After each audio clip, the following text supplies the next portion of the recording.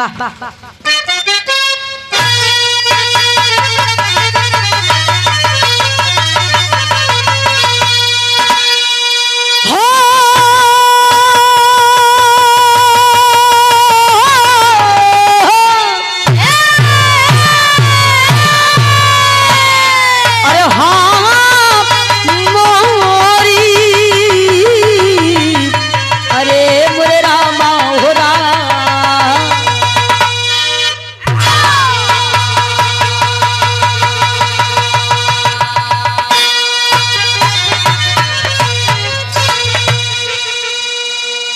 भैया संदीप यादव जी, जिनकी दादी जी इस दुनिया में नहीं है।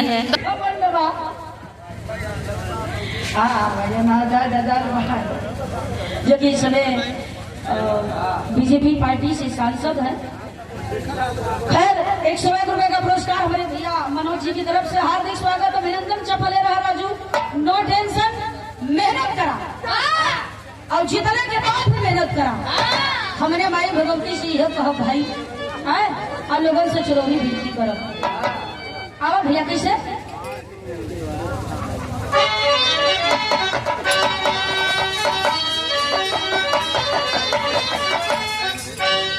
सदा सत्य की जय हुई है धरा पर, शतपथी ही अमर सिद्ध मंजिल को पाना। त्याग सेवा सबल आचरण शुद्धता, ये महामंत्र मानव को ऊंचा उठाया। मिला स्वामी भक्ति का उपदेश लिप को, नशाचर बनो और करो साधु स्वागत।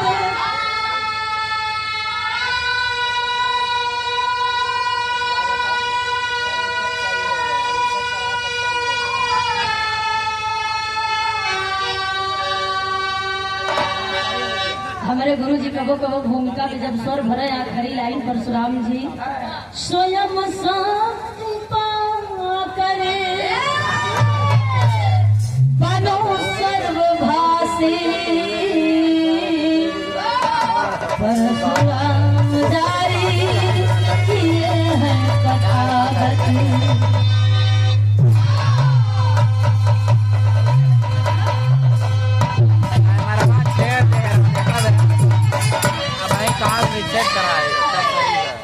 आइए हमारे बिहार में एक लाइन गजल बा,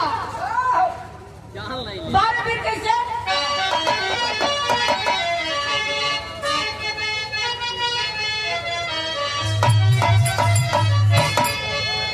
कोई आशिक कहता है महबूबा से मेरी जान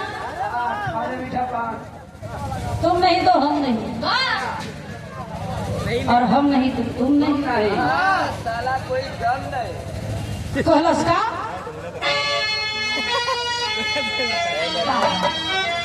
बहुत खराब अगर तुम ना रहो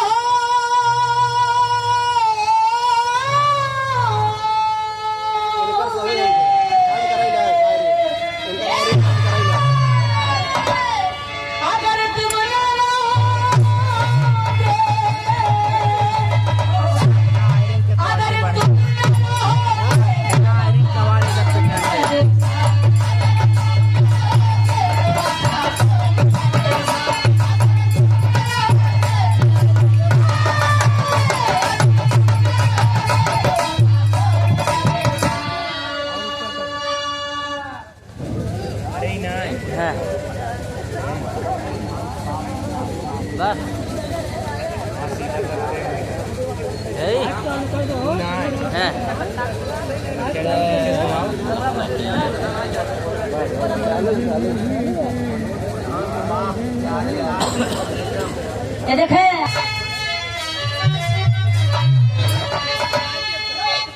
अगर तुम न रहोगे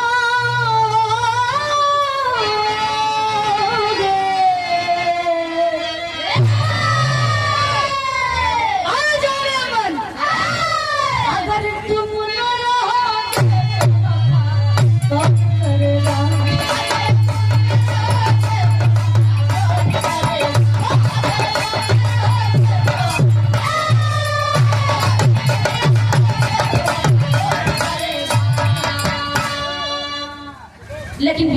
गौर करो। राजा भोज सदगुरु के आश्रम में गए, सदगुरु का पैर पकड़े तो सदगुरु खुश हुए। बेटा राजा भोज, कई दिनों से मैं तेरा इंतजार कर रहा था, अच्छा किया जो तू चला आए। सुन बेटा, बहुत दिन से मेरे दिल में कुछ बात उठ रही थी, आज मैं तुझे वो बताऊंगा। राजा भोज हाथ जोड़कर खड़े हो गए। गुरुदेव, वो ऐसी क्या बात है जो आज कई दिन से आपके मन में चल रहा था? कल सुना बेटा, भाव में कहना का।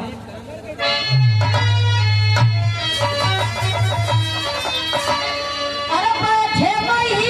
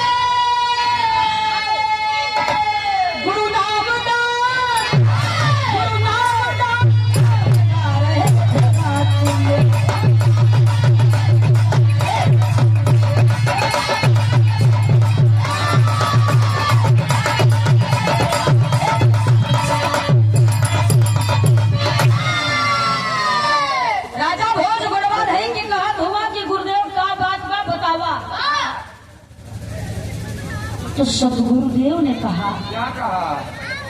मैं जो कहने जा रहा हूँ उससे ध्यान से सुनो राजा भोज। मैं तुम्हें 3 खास बात बताऊंगा और वो तीनों खास बातें तुम्हारे जीवन के लिए बहुत ही अति आवश्यक है और तुम्हारे जीवन में कभी न कभी काम आएंगी। तब तो राजा भोज हाथ जोड़कर बोल पड़े, गुरुदेव अब कह सुनाइए। तो सदगुरु ने कहा, 3 बात में से सबसे पहली बात यह है कि तुम राजा हो और राजा होने के नाते रात में सैर किया करो। पहली बात बोला कि रात में सैर किया करो और दूसरी खास बात यह है कि दरवाजे पर कभी दुश्मन आ जाए उसे ऊंचा पीढ़ा देना, नंबर 1 का स्वागत करना। और तीसरी बात, खास बातों में से आखिरी बात यह है, यदि तुमने ऐसा किया तो एक दिन स्वयं की शक्ति से तुम सर्वभाषी कहलाओगे, सर्वभाषी बन जाओगे। राजा भोज, मतलब सर्वभाषी का मतलब होता है इस धरती पर जितने जीव जंतु पशु पक्षी कीड़े मकोड़े हैं, मनुष्य सहित उन सब की भाषा को समझने वाला, जानने वाला और समझकर बताने वाला कि ये अपनी भाषा में क्या वार्तालाप कर रहा है, यानी सारी भाषाओं का जिसे ज्ञान हो जाए। मनोज निगम भैया, प्रधान विक्रमपुर और भावी जिला पंचायत प्रत्याशी, 101 रुपए का पुरस्कार। हार्दिक स्वागत, अभिनंदन भैया को वंदनबा। भैया हमारे विजयी बना। ए बाबूजी, सर्वभाषी होने का यही मतलब होता है। सदगुरु ने तीनों बात बताई है। नजम कलाई लगा था भैया, कैसे?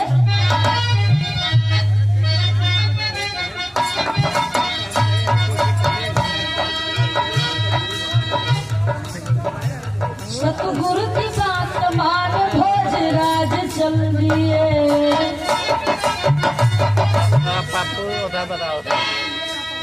आ रहे भैया बड़े ही अच्छे व्यक्ति विनोद कुमार यादव जी, जगतपुर की पावन ऐतिहासिक सरजमी से।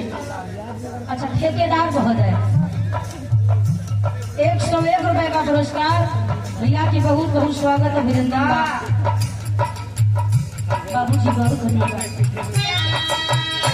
सतगुरु की बात मान भोज राज चल दिए। रात्रि बिहार कर्म स्वयं बयाज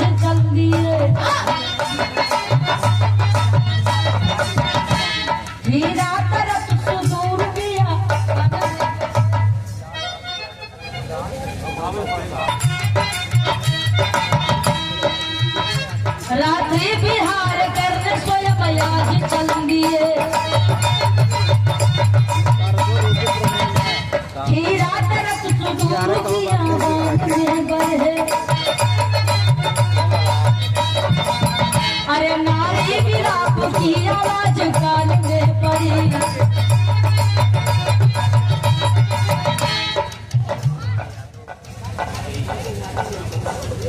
श्री विजय कुमार यादव उर्फ विजयी विक्रमपुर की पावन धरती से 101 रुपया पुरस्कार। भैया सदैव हर कार्य क्षेत्र में आप विजय प्राप्त करते रहे।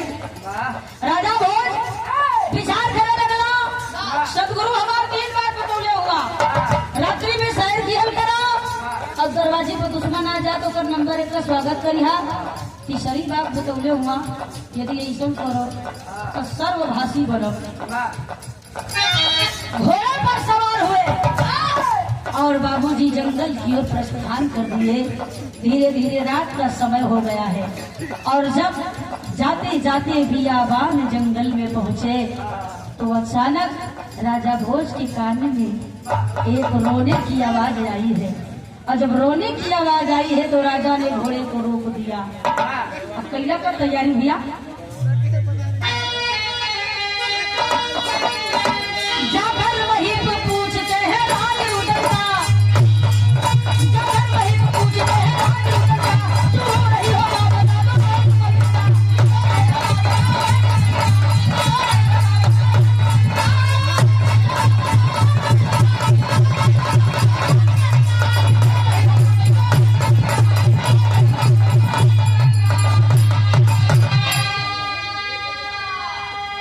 राजा भोज के कान में एक औरत की रोने की आवाज आई है।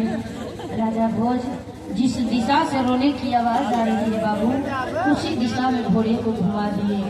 थोड़ी दूर गए हैं, वहीं से हंसने की आवाज आई है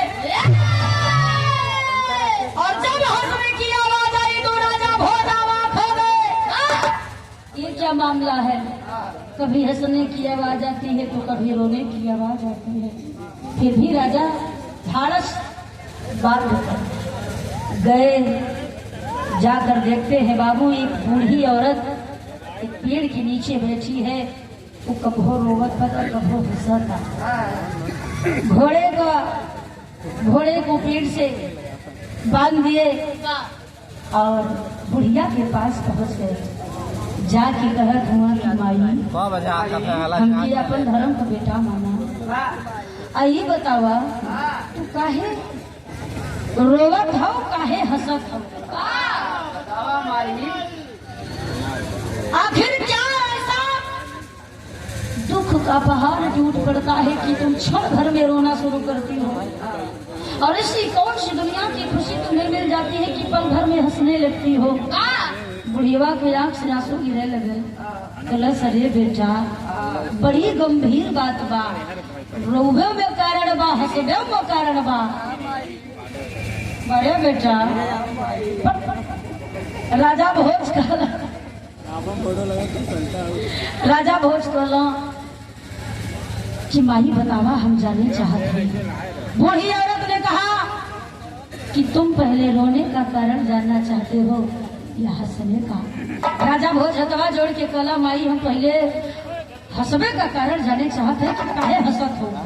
गीत लगत भैया। और ये संदीप कुमार यादव जी, मनोज निगम प्रधान जी, विक्रमपुर भावी जिला पंचायत प्रत्याशी, वार्ड नंबर 4 से 101 रुपए का पुरस्कार। स्वागत है भैया। और संदीप कुमार यादव जी, मनोज निगम जी प्रधान जी, विक्रमपुर की पावन ऐतिहासिक सरजमी से जो कि मेहनत कर रहे हैं, संघर्ष कर रहे हैं, भावी जिला पंचायत के प्रत्याशी हैं, वार्ड नंबर 4 से। आपकी मनोकामना पूरी हो, आप विजय प्राप्त करें डंके के साथ। बहुत बहुत स्वागत, अभिनंदन। कैसे भैया?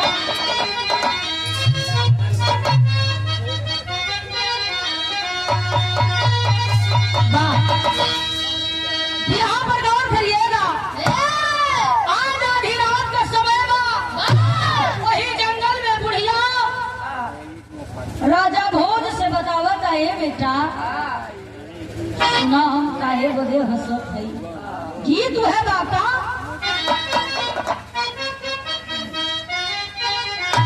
हाय हाय हाय कि अरे मोरे रामा हो।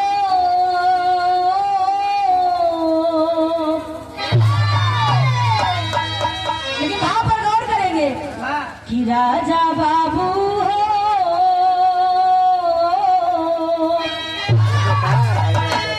अरे यहाँ सुना में बाहर प्रेम की धार राजा बाबू हो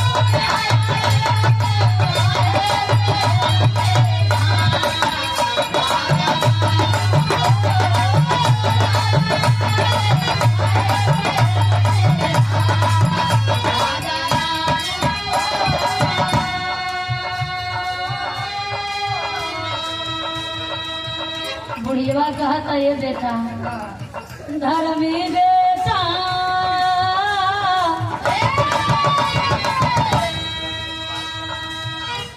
आदरणीय भैया रमेश पाल जी कलना की धरती से भैया की तरफ से 51 रुपया का पुरस्कार बहुत बहुत भैया के पहली प्रणाम स्वागत बा। कहे बुढ़िया धर्मी बेटा धर्म के रक्षक अरे धर्म पे तो हंसे ना गए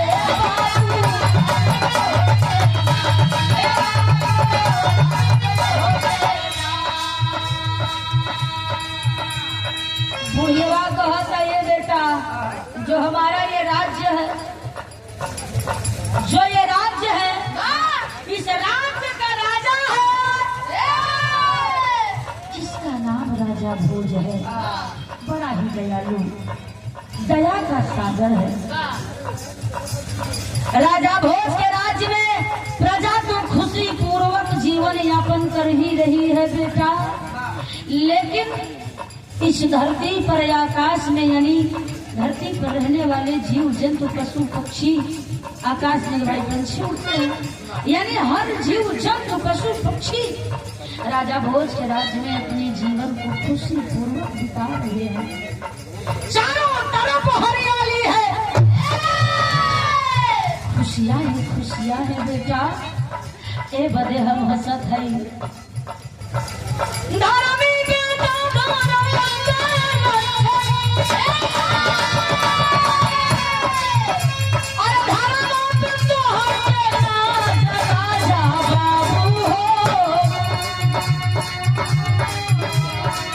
राजा बाबू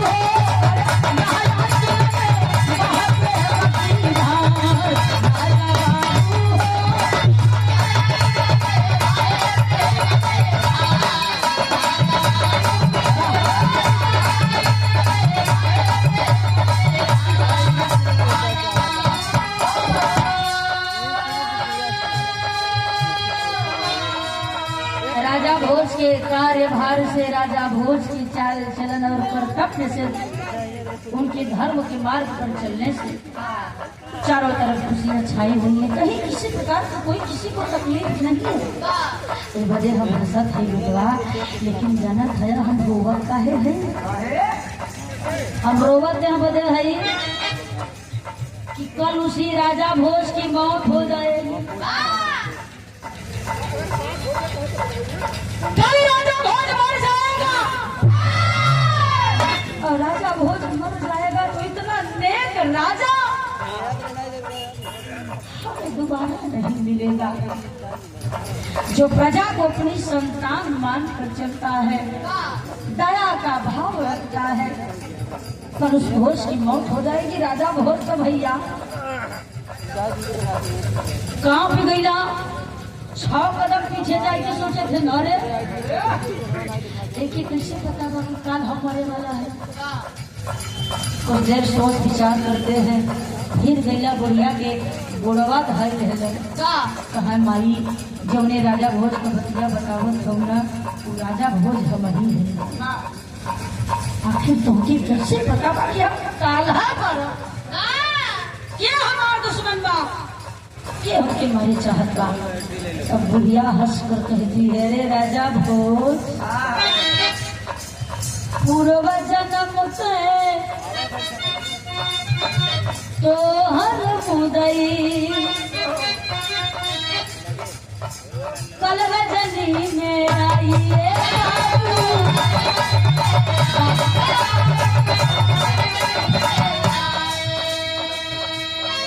पूर्व माने बिया भैया पिछला बेटा जवन दुश्मन बा तुहार के जन्म का नहीं बा, पिछले जन्म का पूर्व जन्म का तोहर मुदई कल रजनी में आई। मुदई माने दुश्मन, रजनी माने रात। पूर्व जन्म का तोहर मुदई कल रजनी में आई। जब आई तो तोरी का राजमहल में रख के तोहर के राजमहल में दस के तोहर के अरे जुदाई की राजा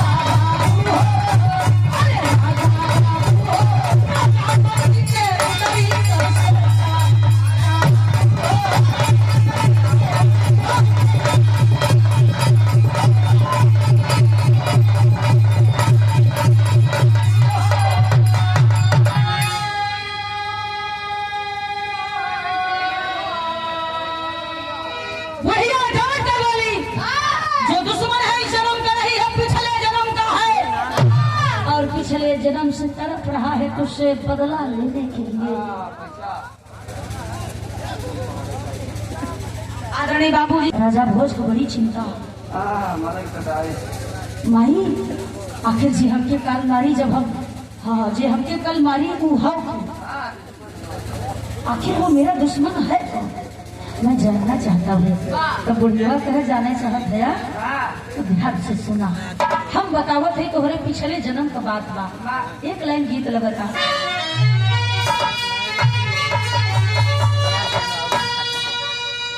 बताने लग रही कि तू पूर्व जन्म में बड़ी ग्रहा परदेश चला पर व्यापारी।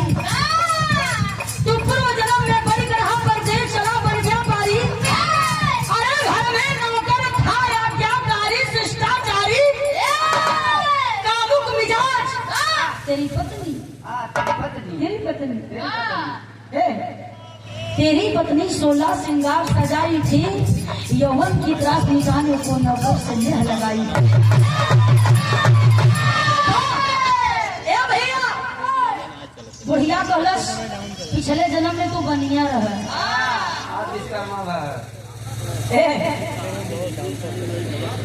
बहुत बाकी पिछले जन्म में बनिया रह। तोहार मेहरारू बड़ी सुंदर है,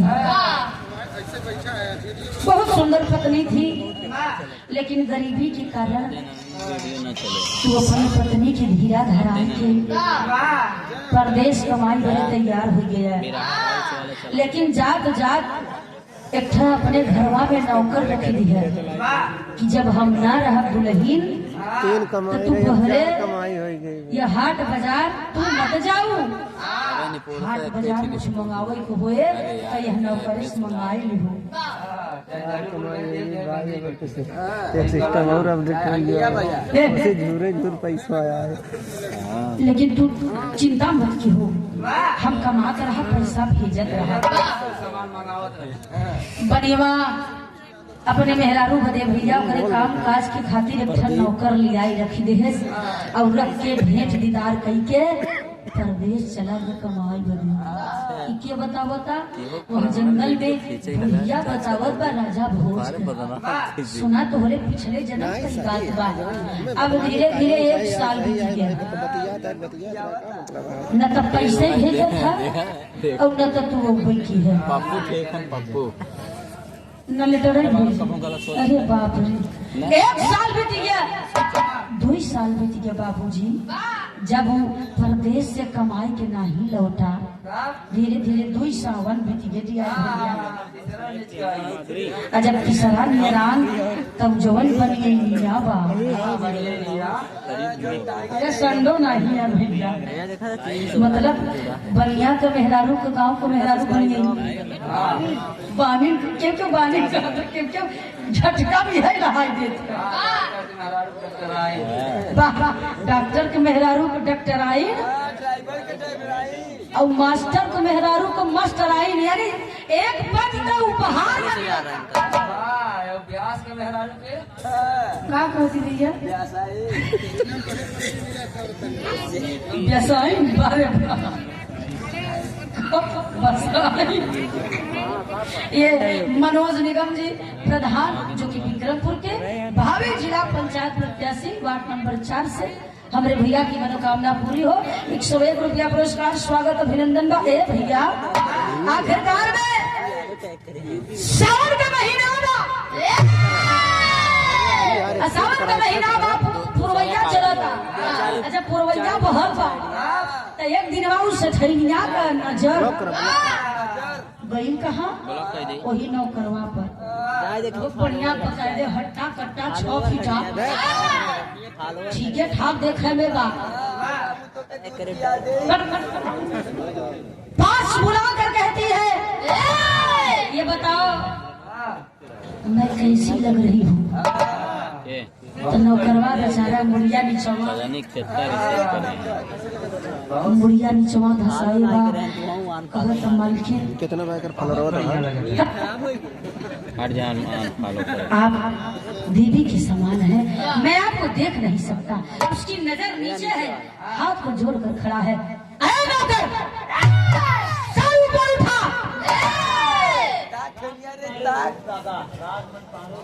अच्छा श्री राजवड़ी पाड़ी जी उर्फ दादाजी कलना की सरजमी से 21 रुपया पुरस्कार बहुत बहुत पहले की प्रणाम स्वागत बा। ए भैया उठा ले नजर को और देख मुझे। अच्छा चल मत देख मैं जो कहूंगी करेगा।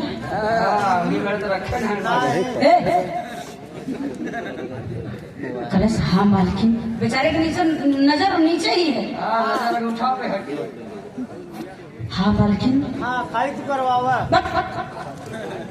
बोला का करे के बाद सठनिया कहा अब लाइन पे आ रहे हो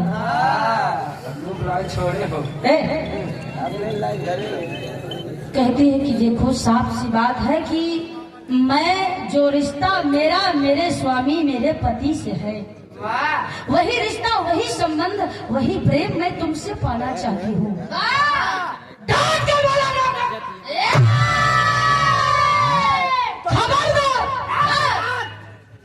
क्या सोचती है मालकिन ये अच्छी बात नहीं है।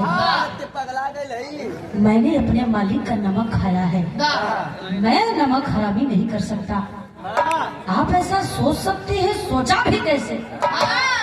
गीत लगा तो भैया कैसे?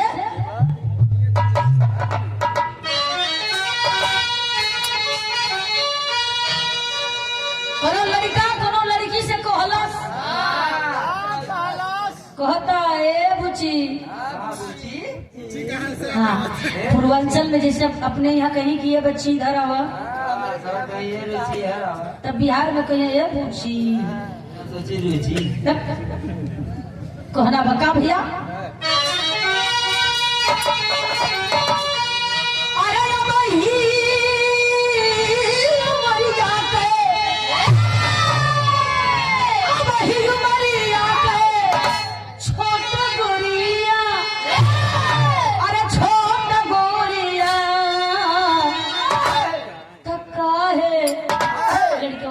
ठीक नहीं करे तब काहे अरे काहे रंगले बाड़ू लाल लाल हो गोरिया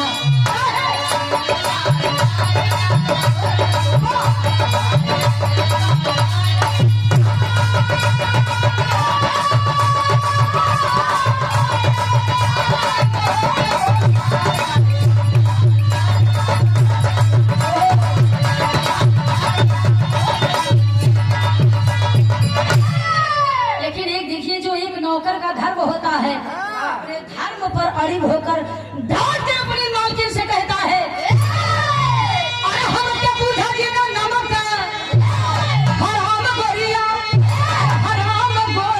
रे जवन चाहता हो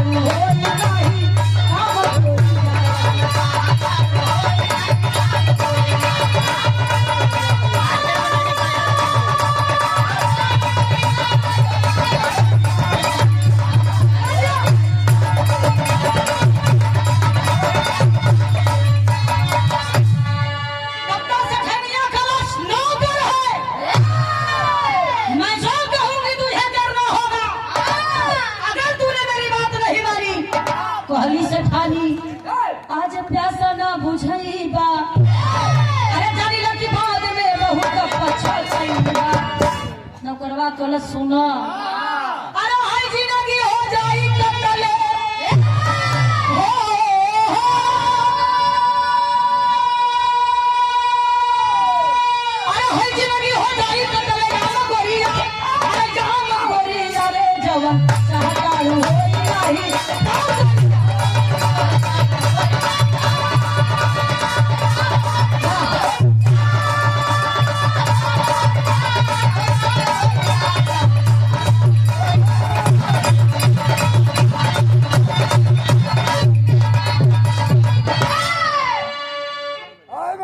श्री राजमणि पांडे जी 21 रुपया का पुरस्कार बा। बहुत बहुत स्वागत, पहले की प्रणाम बा। कल कर कलिया बजा दो। चला ओहू को दाम देखत ए भैया वाह जा ले दिमाग मत खराब कर। डांट के बोला नौकर, क्या होगा? मैं अपनी जान लुटा सकता हूँ लेकिन अपने मालिक के साथ गद्दारी नहीं करूँगा। ए भैया 1 महीना बीता, अब हर परदेसवा में वो सोचा था सेठवा बनियवा कहो 2 साल बीत गए, मेहरारू हमार जो हद हुई। अब ज्यादा दिन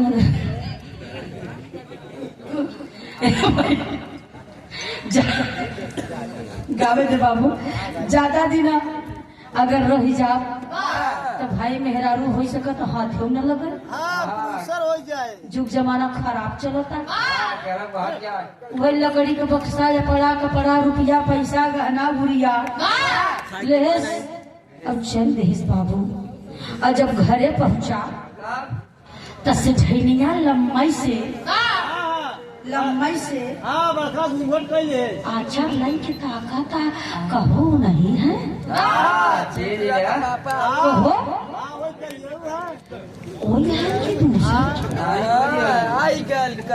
तब से तो झमझमान ले है लकड़ी का बक्सा लटैसी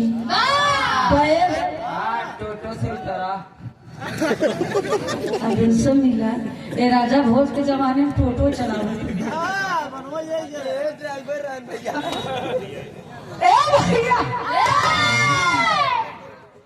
ये कला है जो हर किसी के अंदर नहीं हो। लेकिन बारे टोटो मोबाइल चला गए। अब जब सेठिया देखे कि हमारा मरद आए भैया, अब देखा एक मेहरारू होती जब दूल्हा परदेश से बम्बई से कलकत्ता से दुबई से आवत था, मेहरारू बढ़िया से अपन सज धज के 16 श्रृंगार खोई के अपने पति की रिझावत है कि हमारे संज्ञा यहाँ 4 साल बाद आवत है, देखिए तब प्रसन्न होती। अब हर सठैनिया जब अपने दुल्हा के देखे सुना तो दवड़ी की कल दूना गोड़े मुँह डाइस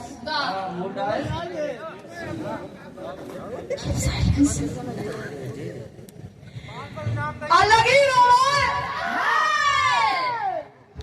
फूट के रोवा तब बगलिए दूरिये पे नौकरवा खड़ा बा। अब धर कांपता है राम सहारा रामय सहारा।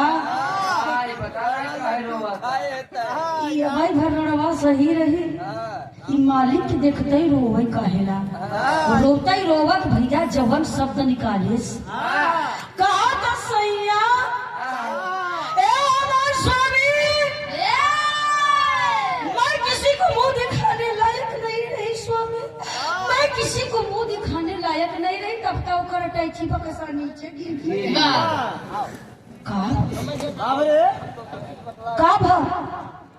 क्या हुआ सैया? तुम तो चला गया लेकिन तुम्हारे जाता ही नौकरवा पापी इसकी नीयत मुझे देखकर खराब हो गई और इसने मेरी इज्जत को कही, मतलब इज्जत को मेरी नहीं छोड़ा। मैं आपके लायक भी नहीं रही। तब तक सठरा टैची बचका फेंकर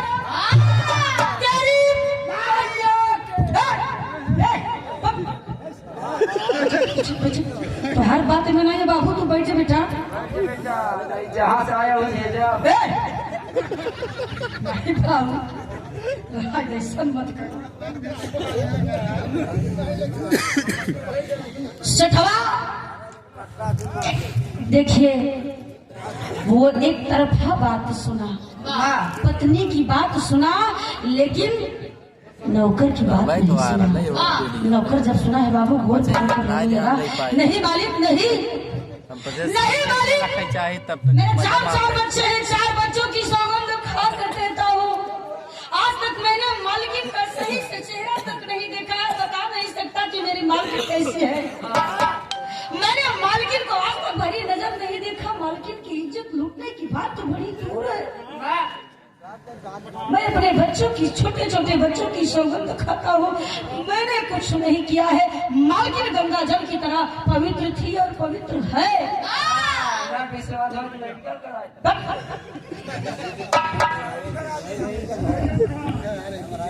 नहीं हुजूर, मैंने कुछ नहीं किया है। ये भैया आखिरकार में सेठ के गुस्सा, मेरे पनिया के गुस्सा आएगा। उठा लिया कटार और उठा करके कटार नौकर की गर्दन पर चला दिया। नौकर का सर धड़ से अलग हो गया और छटपटा कर बाबू दम तोड़ दिया।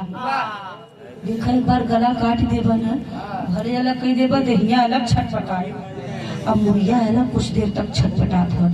ए बाबूजी, आखिरकार में आज वो जंगल में बूढ़ी औरत राजा भोज से कही किया, राजा भोज तूने अपनी बीवी की बात मानी लेकिन नौकर पर विश्वास नहीं किया। वही पिछले जन्म का तेरा निर्दोष चरित्रवान ईमानदार नौकर इस जन्म में सर्प योनि में आया है और बदले के लिए तड़प रहा है। और आज नहीं कल तुझे रात में वो डसेगा और तू मौत को प्राप्त हो जाएगा। अपने बदले के लिए वो आ रहा है। राजा भोज थर थर कांपने लगे। बुढ़िया को लगे से उठे, 6 कदम पाछे गए। दिमाग चक्कर, माथा चक्कर काट रहा है कि इतनी बड़ी घटना मेरे पिछले जन्म में। आखिर अब हम करी तो करी का करी। तेरी कलाई लगे तो भैया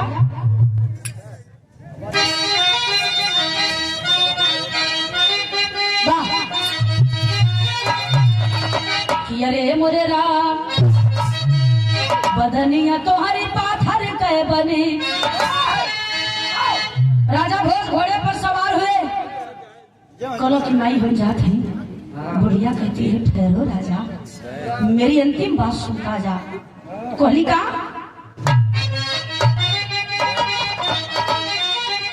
बदनिया तो हरी पाथर कह बनी। अरे बदनिया तो हरी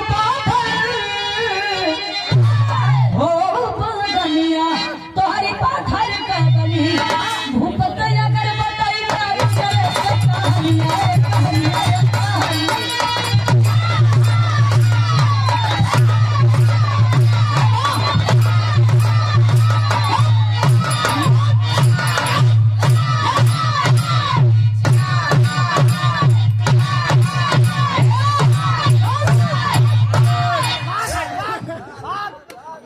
काम करो, ढोल धरा, ढोल फूटी जाए तो हमा बनवाए पड़े। तू इनके पीछे काहे पड़ा है? नहीं भैया, एक तो सिंगल बाटी है, सिंगल बाटी वाले को गुस्सा बड़ा जोर है। अब यह नहीं देखा तो इनकी बाबू चाप ही नहीं तो हम कहाँ जाए। आराम से पीछा बाबू, छवाई बड़ी महंग हुई भोले। आखिरकार में राजा भोज चले लगला तो बुढ़िया ने कहा कि बदनिया तोहरी पाथर के बदनी बनी। भूपत अगर बतईबा दूसरे से कहनिया। कहली की बेटा जवन बात तोहर बताए है भूल की क्यों से मत कह। सुना अपने मेहररुआ सुचित कहे। आप एक सवाई जेठ किसी से भी नहीं कह सकते, क्योंकि यदि तुमने किसी और से भेद खोला तो तुम पत्थर की मूर्त बन जाओगे, पाथर बन जाओगे, किसी काम के नहीं रहोगे। राजा भोज घोड़ा पर सवार भैया अब पहुंच गईला राजमहल में। ए भैया लगा अंदर बाहर आवे जाए, राजमहल में फेरा लगा बैठना, दिमाग नहीं काम कर रहा है, सर पर मेरे मौत मंडरा रहा है। कल वह सर्प मुझे डसकर बदला चुका लेगा, लेकिन उसके पहले मुझे बचने का इंतजाम सोचना होगा। सोच विचार करत हुआ बाबू, तबले अचानक सदगुरु को दूसर की बात याद आई थी। क्या कहा था सदगुरु ने कि दरवाजे पर कभी दुश्मन भूले से आ जाए तो नंबर 1 का स्वागत करना। सोच विचार कैला, पहली बात अजमौली थे इतना घटना घटा, कहे दूसर की वजमा ले देखी हो थका। अपने दुश्मन पिछले जन्म के सर्प के स्वागत की तैयारी करना शुरू कर देते हैं। ए भैया, लेकिन भाई का कहना बाबू का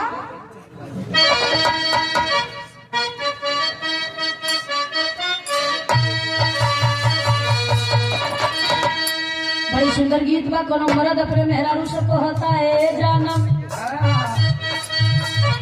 कहता। हाँ बउआ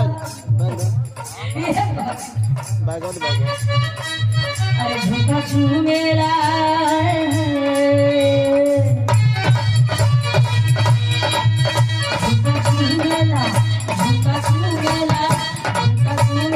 तोरे गोरे गलवा गुलिया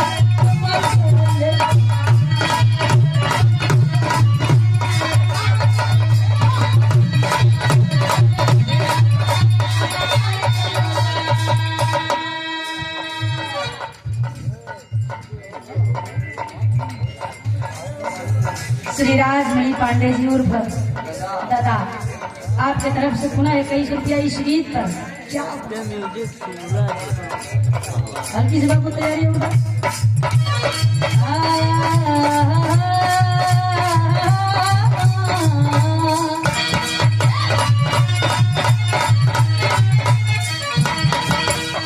अरे झुमका झूमेला झुमका झूमेला झुमका झूमेला तोरे गलवा झूलनिया छपा करले।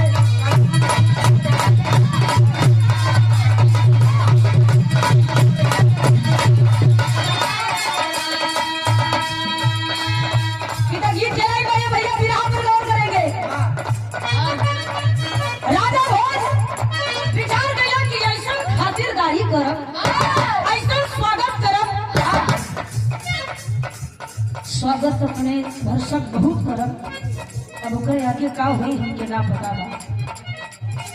राजमहल को अंदर बाहर से सजवा दिया गया भीतर से सजवा दिया गया और जिस रास्ते से वो सर्प राजा को डसने के लिए आता उस रास्ते को भी भोज ने सजवा दिया।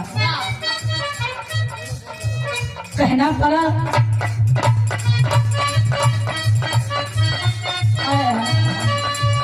अरे दुश्मन के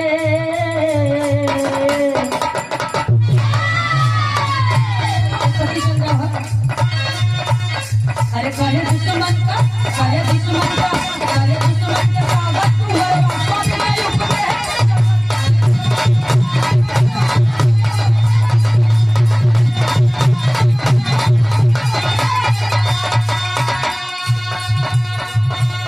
अनुभागी से महल तक पूरा हसन जमावल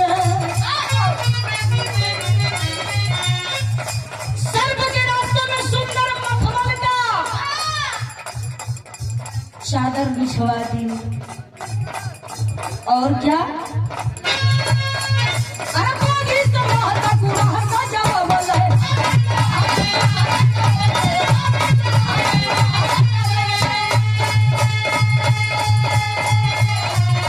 सुंदर में कमल का ऊपर बिछावल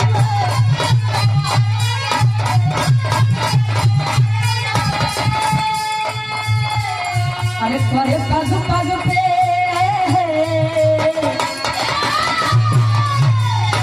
अरे पग पग पे अरे पग पग पे अरे पग पग पे झुके जा हरवा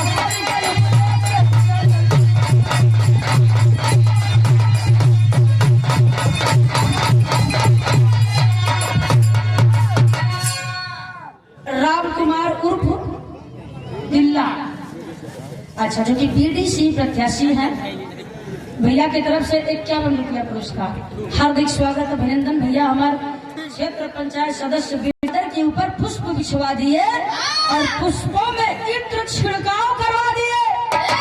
इतना ही नहीं उन पुष्पों के बीच में जगह जगह कटोरे में दूध भरकर रखवा दिया क्योंकि किसी प्रकार की कमी नहीं हो रही है। लेकिन जब सर्प राजा को डसने के लिए चला है बाबूजी तो देखे होता है क्या भैया।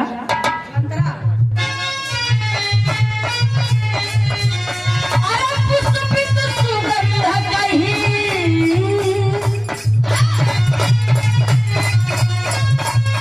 इत्र का दम के सर्प आ रहा है और सोच रहा है जब ये राजमहल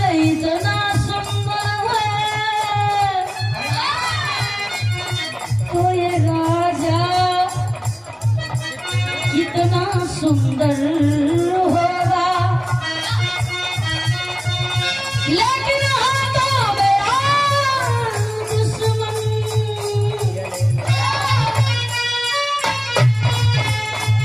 आज डस के बदला लेना है। जब सर्प रास्ते में पहुंचा है बाबू, तो कहीं से इत्र की सुगंध आ रही है, तो किस तरफ से पुष्प की सुगंध आ रही है। एकदम मस्त हो रहा है और उन्हीं पुष्पों के बीच नाच रहा है। अरे पुष्प सुगंध कहीं कहीं कम के।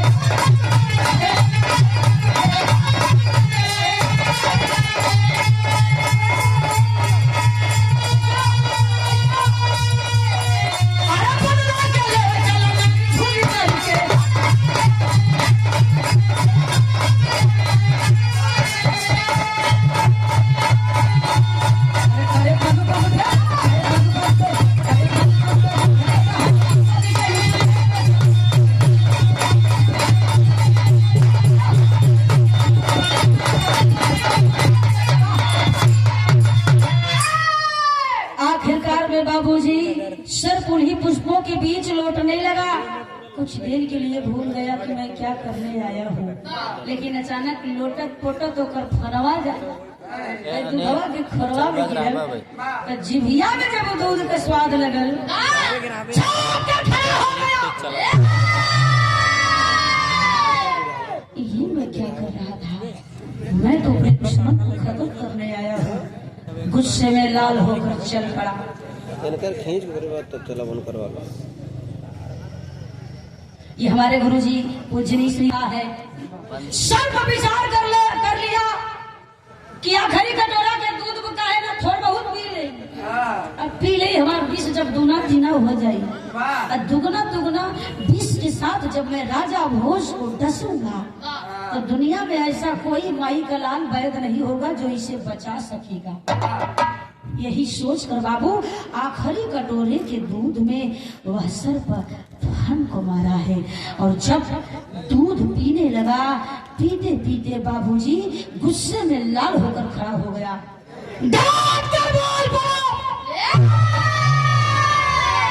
अरे राजा भोज, तू तो बड़ा ही चालाक निकला रे। अरे पापी, तू तो बड़ा ही चालाक निकला। सर्प ऐसा क्यों बोला, क्यों गुस्से में खड़ा हुआ? क्योंकि राजा भोज ने आखिरी कटोरे के दूध में नमक मिलवा कर रखा था, लेकिन सर्प को ये बात नहीं पता थी। सर्प बोल पड़ा, पिछले जन्म में तूने नमक खिलाया तो नमक के लिए जान गंवानी पड़ी, और चालाकी से तुमने मुझे इस जन्म में भी नमक खिला दिया। मैं तेरी इस चालाकी से प्रसन्न हूँ राजा भोज। मांग ले वरदान, मांग, तुझे क्या चाहिए? राजा भोज का जवन लंबी लंबी सांस चलत रहे, उन नरम है। कहा महाराज सब कुछ बा, कुछ मत दे। वरदान हम का करो? वरदान हम का कर? मतलब बहुत से मिले बोला कि मैं वरदान नहीं लूंगा महाराज, बस आप प्रस्थान करें। सर्प डांट कर बोला, तुझे वरदान लेना होगा। राजा भोज हड़बड़ी में मांगा तो क्या मांगा? याद पड़े सदगुरु के आखिरी बात। सदगुरु ने कहा था यदि तूने ऐसा किया तो एक दिन स्वयं की शक्ति से सर्वभाषी बन जाएगा। राजा भोज खड़ा भैया कबाल जोड़ के बोला, हे नागराज, अगर कुछ देना ही है तो मुझे सर्वभाषी होने का वरदान दीजिए। सर्प कहता है तथास्तु, और इतना कहकर चल पड़ा। राजा भोज सर्वभाषी कहलाए, सर्वभाषी बन गए। लेकिन ये भैया भाई का गीत लगा था।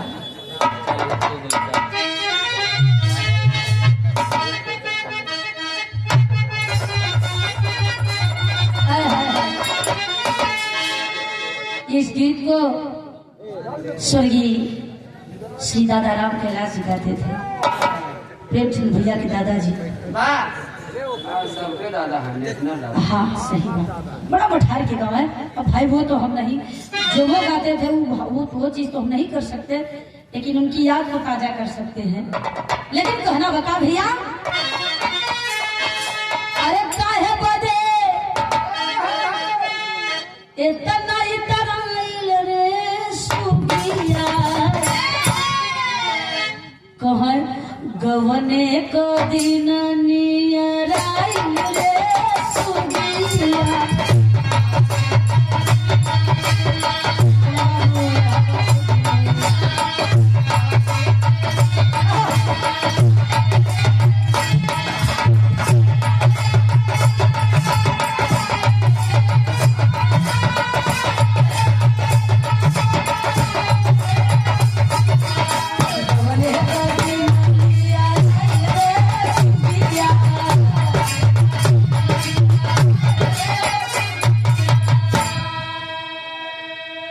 राजा भोज रानी को आवाज लगाए, अरे रानी जल्दी करो, भूख लगी है, भोजन परोस दो, मैं भोजन कर लूं। रानी भोजन परोस देती है, राजा भोज भोजन करे बैठ गई है। इतने में भैया एक चीटी जो चीटा पति पत्नी आपस में बतियात है और राजा भोज सुनत है। वो चीटिया चीटवा से कहत का, बनल बा स्वादिष्ट भोजन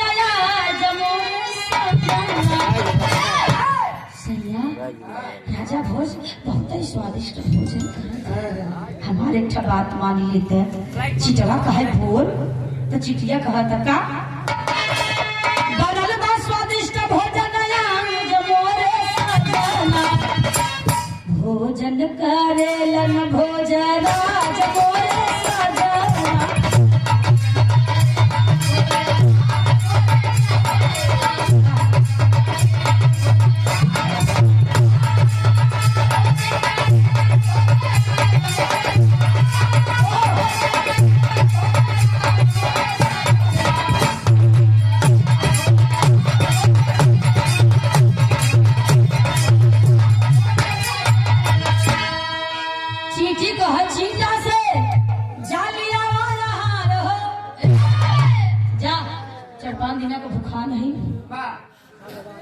जा 2-4 कवर लेके आवा, लड़का बच्चा सब भूखा है। तब चिटवा कहा तो सोनू रे, विराजगढ़ की बहुत ही शानदार कभी कहा चीता से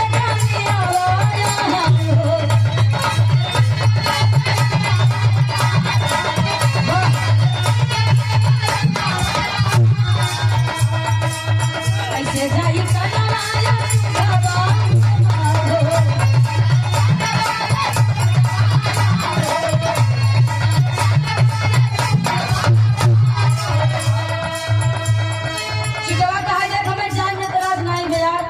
लेकिन बाती बा कि हम नहान धोवन आए हैं, कजनी कहाँ से रेंगत आवत है।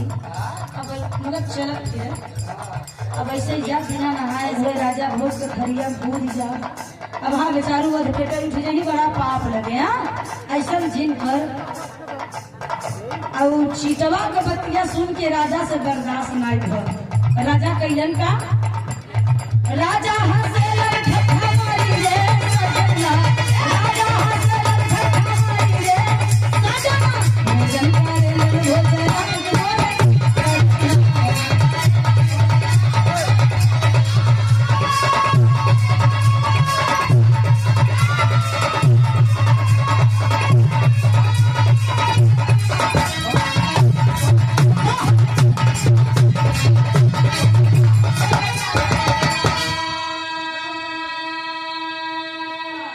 ये आदरणीय, जब राजा हंसाई लगे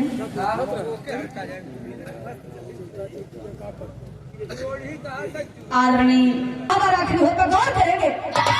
भैया आखिरकार में राजा जब हंस दिए तो बगलिए रानी बैठ के बेना डोलावत रहा। कहीं बतावा तू हंसा काहे हंसा? राजा को बुढ़िया की बात याद आ गई कि अपने पत्नी से भी मत बताना वरना पत्थर हो जाओगे। राजा ने इनकार कर दिया, नहीं रानी ऐसी कोई बात नहीं है, बस ऐसे कोई बात याद आई और मैं हंस पड़ा। लेकिन कोनो गया बड़ी जिंदगी जब जिद कही दी तो कही दी। राजा भोज कहे कि मान जाओ। बुढ़िया कहे रही कि बेटवा वो जवन तोहार रानी हो ना पिछले जन्म को हुए तो आप बनिए हो। संडो वाली नहीं से ठहरिए हो उहे बाली तोहार बेरारू ये जन्म में रानी बनल बा और उहे पिछले जन्म का बनियवा तू ए जन्म में राजा भोज हुआ का भूत से भी अपने दुल्ही से मत कह। राजा का ठीक बा। अब राजा भोज कल ना मनबू करी ना मानब कल का हम क्या करी कि तू मनबे रे तो रानी कली की सुना जब तोरे दिल में बा उहे बतावा। राजा कहे हम बताए तो देव लेकिन पाथर हो जा। रानी कहे चाहे पाथर बने लेकिन हमसे ना मतलब बा। बताइए कि क्यों हंसे आप। आधा कलाई में भैया कैसे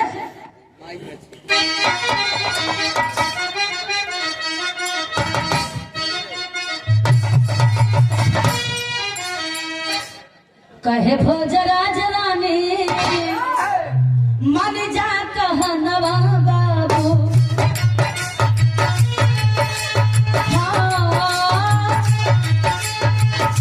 जिद मात कारा होई बमला बकार पाथर के बदनिया मार होई गई बाबू। लेकिन रानी जिद नहीं छोड़ी उस बार। राजा ने कहा नहीं मानोगी। रानी ने जिद कर दिया कि न मानब तो न मानब आपको बताना होगा कि आप क्या कारण था जो हंसे। तब राजा कहे कि नहीं मानोगी। जब मुझे मन में विचार किया कि अब तो हम पत्थरा बनिए जाओ पत्थर तो बनना तय है। बुढ़िया ने कहा है मैं किसी से भी भेद कहूंगा तो मैं पत्थर हो जाऊंगा। यही बात चलकर मैं काशी में बताऊंगा और काशी में बताने के बाद यदि मैं पत्थर हो गया तो आत्मा को एक संतुष्टि रहेगी। यदि कोई मनुष्य भोले भटके से कभी एक लोटा गंगा जल उस पत्थर पर डाल देगा तो मेरी आत्मा तृप्त हो जाएगी। यही बात सोच कर राजा रथ तैयार करवा लिए। रथ पे सवार होते हैं चल रजनवा बाबू बीच रहिया में रुकी गई सवार करता यहाँ राजा आज बगिया में भैया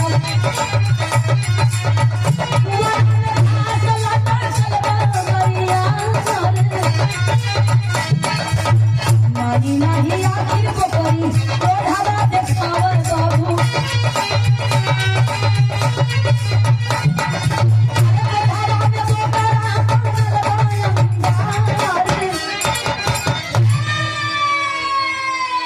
राजा भोज रानी को बैठा करके बाबूजी काशी की ओर चल पड़े।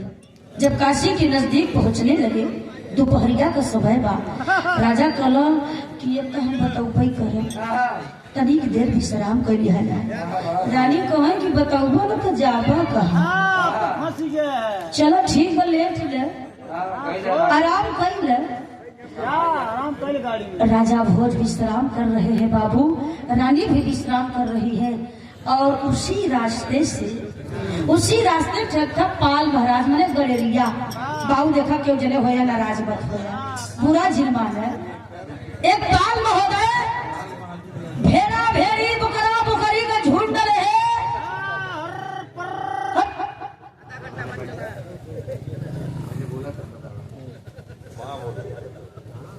बुकरी भेड़ा भेड़ी के झुंड लिए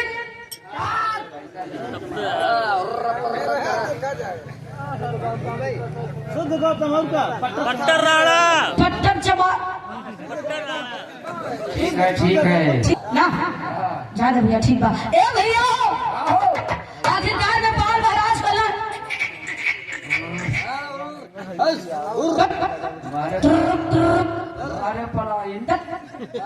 उसे पाल भैया रहे ना भेड़ा भेड़ी बड़ा गजब बुलावा था। प्रेम भैया बड़ा गजब जी भैया। अब चला जा धुआ हाकत की झूठ आगे चल गया वही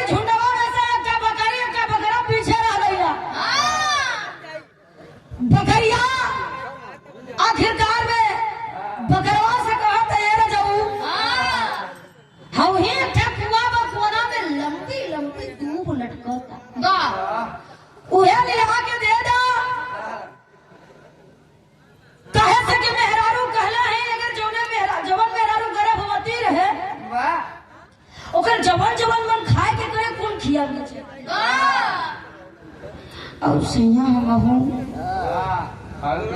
चल चल तो के मिली घोड़े का भारी है। घोड़े भारी अरे यार का कहत भाई कहता हमारा गोड़ भारी बा, घोड़े के साथ साथ पेटो भारी बा। एगो काम करा, अगर हमके खाए बदे दूध न लियो बा तो जितना लड़कियां हुई हैं कुल कर कुल लड़वाना हुई है तब करवा कहे बस कहीं बैठ मैं जाके लेके आवत है। बकरवा दौड़ के गए भैया कोना में देखा तो कहा तो सही कही। अरे यार जैसे सोना एक बार लपका दुई बार लपका तीसरकी बेरिया तो ओकर दुनिया गोड़वा भीतरान जैसे ही रचकेगा कसर मसर पूरा जन्म बकरी बकरवा कसर मसर कह के निकल बने तुम मर जाए पहुंचा मकरिया लगे कहते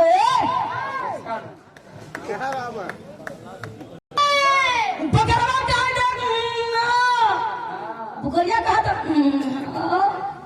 कहता मतलब ही बा कि हम बहुत कोशिश किया जान हमार जाए से बच गए, अब दूध छोड़ के चले आगे खिलाइए। बुकरिया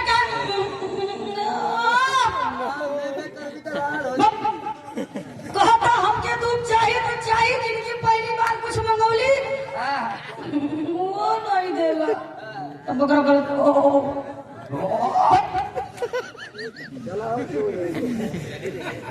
कहता समझ हम हमके चाहत है तो के डूब चाहत कर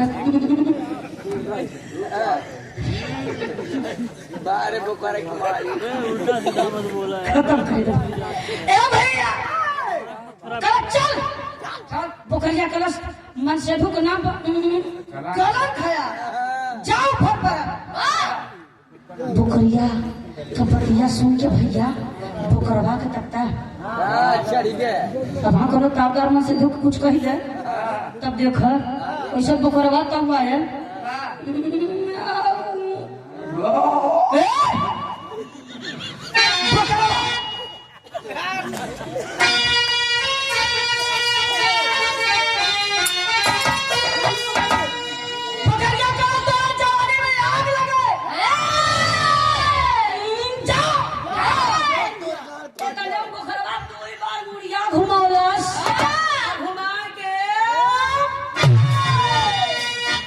चाप के मारिस चाप के मारिस तो डिजार बुकरिया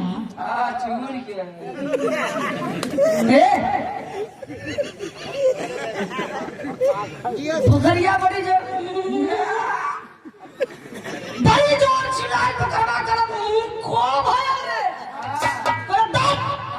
तब बुकरवा कहा था कि ऐसा तैसे मेरा समझ मत कोई सुन पाइए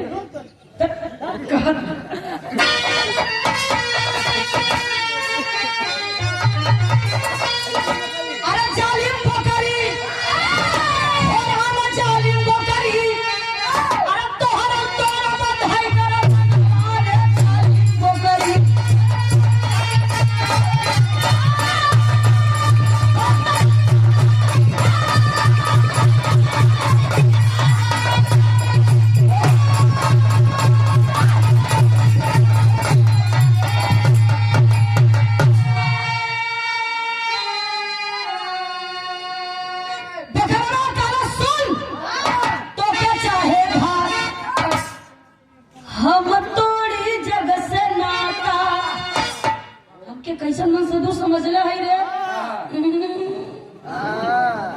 मरद कहलस भोज में हर बसुआ देखा जान देवा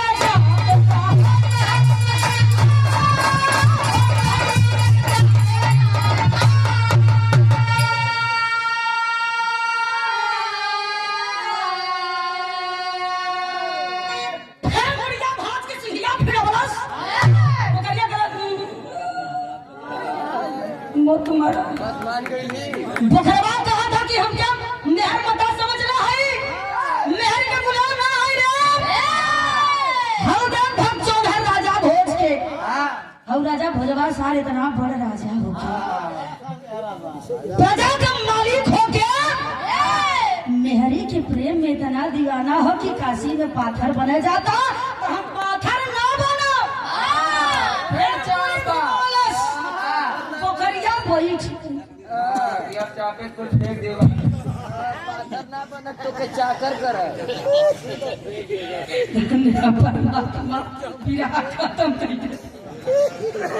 भैया बकरिया कांप के बैठ गई, कलश नहीं से मत मारा, दिमाग खुल गया।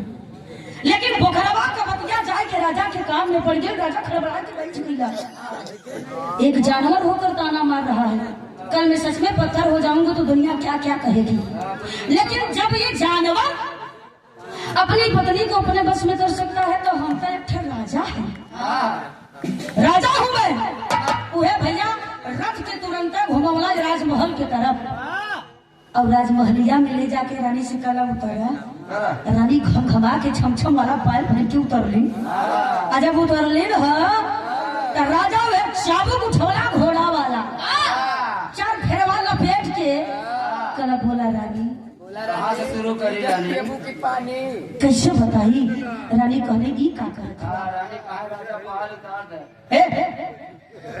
राजा रानी के बदन पर कोड़ा बरसाने लगे बाबूजी, और जब कोड़ा बरसाने लगे उस समय रानी राजा का पौवा पकड़ के कहली मत मरा स्वामी, आज के बाद तू कहाँ जात है, कहाँ से आवत है, का करत है, का खात है,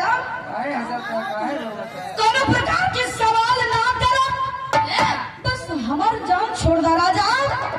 राजा भोज कहला ई कमवा पहले कैले हो तू तब का करे कि हम तोरे देहे पई कोड़ा चलाई, चमड़ा वालाई चाबुक चलाई। ए भैया उस समय राजा भोज को आखिरकार में दोबारा जीवन दान मिला, वरना पत्नी के कहने में राजा भोज पाथर बन चुके होते। लेकिन एक जानवर ने राजा भोज के माइंड को, राजा के दिमाग के ताले को खोला। हमें जहाँ से अच्छी बात मिले हमें ले लेनी चाहिए। लेकिन आखिरकार में राजा प्रण कैला कि आज के बाद हम अपने मेहरारू पर या किसी भी नारी पर हाथ नहीं उठाएंगे, क्योंकि नारी पर हाथ उठाना लक्ष्मी को रुष्ट करना है। और दोनों पति पत्नी हंसी खुशी से जीवन यापन करने लगे। रानी प्रण कैली कि आज के बाद माई को मत कहत है, बाबू को मत, हम कौनो प्रकार का सवाल न करब। आखिरी और अंतिम लाइन में कहना भैया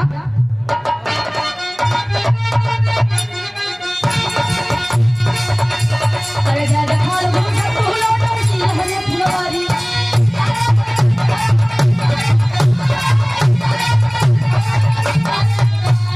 कदम करे कभी गंगा सागर भीतरा हो बिहारी